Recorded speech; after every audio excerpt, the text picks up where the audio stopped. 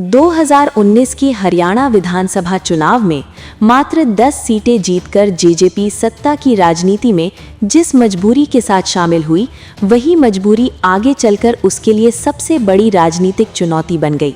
चुनाव से पहले जेजेपी, बीजेपी और कांग्रेस दोनों का मुखर विरोध कर रही थी और खुद को एक वैकल्पिक क्षेत्रीय शक्ति के रूप में प्रस्तुत कर रही थी।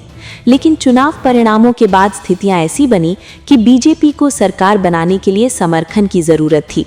भाजपा को निर्दलीय विधायकों के सहारे सरकार बनाने की पूरी उम्मीद थी। वहीं जजपा भी ये समझ चुकी थी कि यदि उसने समर्थन नहीं दिया तो कहीं कुलदीप बिश्नोई जैसा राजनीतिक हश्र न झेलना पड़े। इसी आशंका और सत्ता में भागीदारी को लेकर मिले मौके को लेकर जेजेपी ने मनोहर लाल सरकार को समर्थन दे दिया।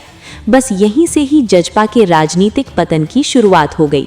कांग्रेस समर्थक सोशल मीडिया यूजर्स ने शुरू से ही जजपा को बी टीम बताकर घेरना शुरू कर दिया। किसान आंदोलन के आते आते ये विरोध इतना तीखा हो गया कि जेजेपी के नेता सार्वजनिक रूप से निशाने पर आ गए।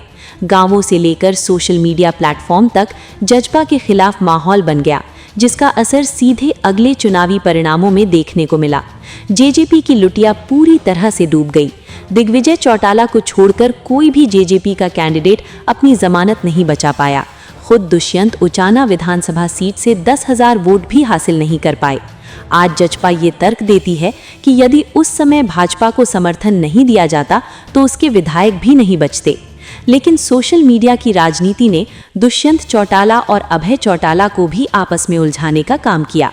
सत्ता में रहते हुए भी दुष्यंत चौटाला अपने जनहित के कार्यों को प्रभावी ढंग से जनता के सामने नहीं रख पाए। चाहे मंडियों में फसल के दाम की बात हो या भावांतर भरपाई योजना, दुष्यंत के कार्यकाल में इन मुद्दों पर अपेक्षाकृत बेहतर स्थिति रही। आज हालात ये हैं कि बाजरे की खरीद और भावांतर योजना में किसानों की स्थिति बेहद खराब है। बाजरे का भावांतर आज तक किसानों को नहीं मिल पाया है, जिससे ग्रामीण क्षेत्र में असंतोष बढ़ा है। कुल मिलाकर जेजेपी की राजनीति जमीन से ज्यादा सोशल मीडिया की भेंट चढ़ गई, जहां बने हुए नैरेटिव ने पार्टी की छवि और भविष्य दोनों को गहरा नुकसान पहुंचाया।